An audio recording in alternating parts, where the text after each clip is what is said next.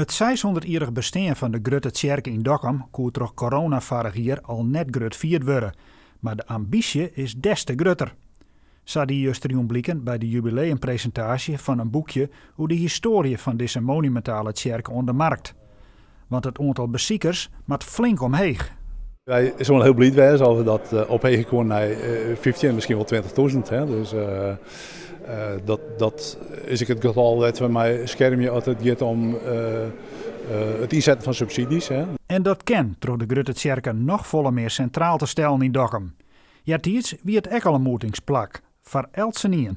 Net alleen om naar Tsjerke te gaan, maar ook de gilden die hun geerkomsten jaren. En het had hem ook heel lang had deze Tsjerke in het schaatsen van die Grutte Bonifatius-Tsjerke. En doet iedereen een keer net meer weer. Toen waren die kleine kerken waren de grote kerk. En als je rondrent, dan leidt de geschiedenis van Dokkum gewoon in voorten. Van 10.000 naar 20.000 bezoekers in het seizoen. Een uitdaging dat de Grutte Tsjerke Commissie het volste vertrouwen in had. Wat is die magneet die van die verdubbeling zwaar maakt? Nou ja, dat is reclame. Je moet het boorkundig maken natuurlijk, dat je hier binnen.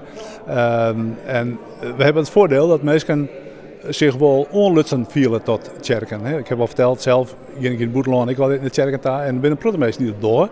Die ben gewoon nieuwsgierig, dus die dwarren steen iepen. En dan hebben ze toch de neiging om even naar binnen te gaan. Dan speelde ik vaak een wargel. Er zijn toch ook wel heel wat mensen die daar onsprutsen vielen. Maar goed, van 10.000 naar 20.000 toeristen en er speelt een wargel, liep het mij net genoeg. Nee. Met exposities, concerten en evenementen maakt de Grutte Tsjerke de komende tijd nog meer een publieksloeker worden. De historische vereniging had nog wel een kanttekening. Ook in deze Tsjerke maast reist zie je kinderen. En dat merk ik wel van de vrijwilligers, dat je vaak mensen komen om een stukje rust en stilte en bezinning te vinden.